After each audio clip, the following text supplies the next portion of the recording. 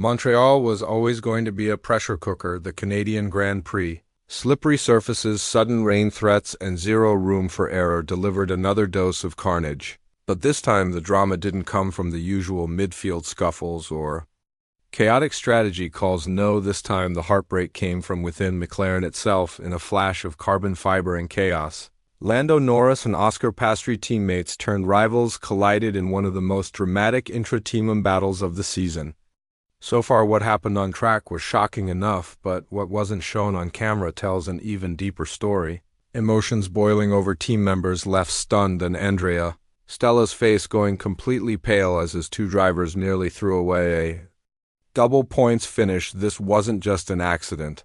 It was a pivotal moment in McLaren's 2025 title bid, and it may have just cracked something in their carefully managed dynamic. If you're new here and you care about the inside stories F1 doesn't always show on screen, now's the time to subscribe. This video unpacks more than just the crash. It dives deep into the meaning behind it all and why this moment could define the rest of the season for McLaren. Music. Let's begin with the visible. George Russell's lights to flag victory from pole was a milestone for Mercedes and a moment of pure redemption. But somehow it wasn't the biggest story, because while Russell raised his first winner's trophy of the season, the real narrative was unfolding further down the grid, right at the heart of McLaren. This was a battle that had been quietly simmering for months. Lando Norris and Oscar Piastri, two drivers who've largely coexisted in harmony, suddenly became the most volatile pairing on track, and it all blew up in spectacular fashion during the closing laps of the Canadian Grand Prix. It started with strategy. After early stops and mid-race tire switches, the McLarens found themselves in striking distance of third-place rookie Kimi Antonelli. Piastri was closing fast. Norris was even faster. The British driver had paced DRS and a championship deficit he was desperate to erase. Norris made the first big move, lunging down the inside of turn 10, bold, clean, aggressive. It caught Piastri by surprise, but the Australian wasn't about to give up. He used DRS down the back straight and dived back under, breaking into the final chicane. For a moment it was poetry. Two evenly matched drivers, wheel to heel, no contact, but then came the breaking point. Norris, having lost the position again, activated DRS up the pitch straight and saw a sliver of daylight on the inside line into turn 1. That line was narrow, too narrow, but with full commitment he sent it anyway. The gap closed.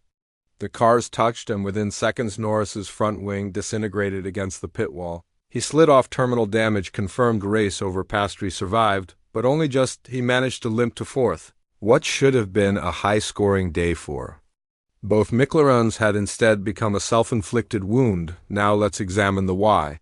The layers beneath the surface. This wasn't just a racing incident. This was the culmination of subtle but significant pressure that's been building in McLaren's garage. Piastri has outqualified Norris more often than not this season. He's made fewer errors, and he's looked at times more composed for a team that hasn't clearly named a number one driver. That puts Lando in a precarious position. He's no longer the young talent chasing experience. He is the experience, the team's lead driver in theory, but now he's the one trailing in the standings.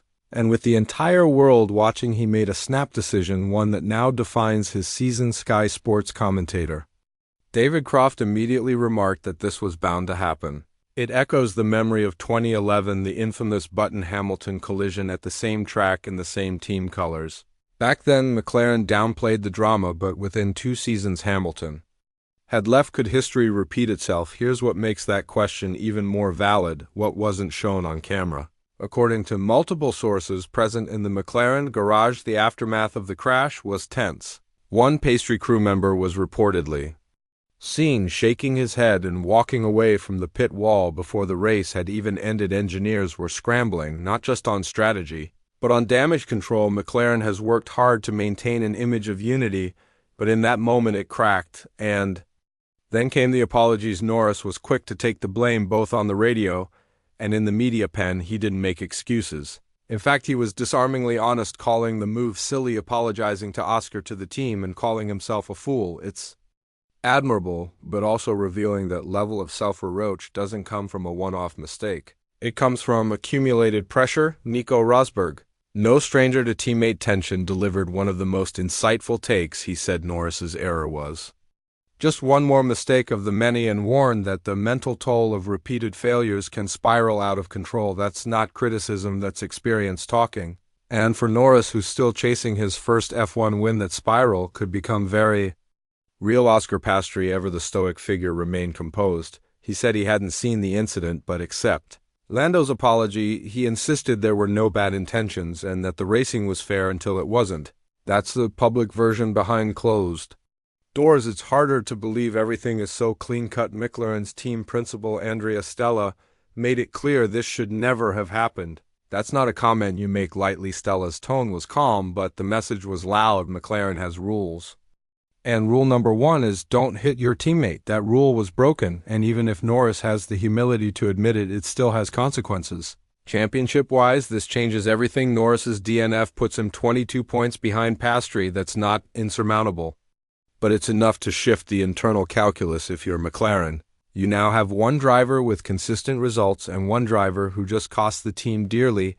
Do you let them keep racing, or do you start issuing quiet instructions? That's the million-dollar question publicly. Stella says the team principles remain the same privately. It's hard to imagine McLaren letting this slide without some form of recalibration, whether that means team orders or just a reassertion of internal pecking order. The dynamic has shifted, and here's the wild card. How will Lando respond? Will he rebound stronger, more focused, less impulsive? Or will this mistake haunt him, confirming every creeping doubt he's been carrying this season? It's worth noting that Norris has always been a team-first driver. He genuinely loves McLaren, but loyalty doesn't erase ambition, and if the team starts leaning toward Piastri, the psychological toll could escalate fast. F1 isn't just about pace, it's about timing, psychology, and perception. Right now, the perception is this: Oscar Piastri is calm, composed, and climbing. Lando Norris is fast, emotional, and cracking under pressure.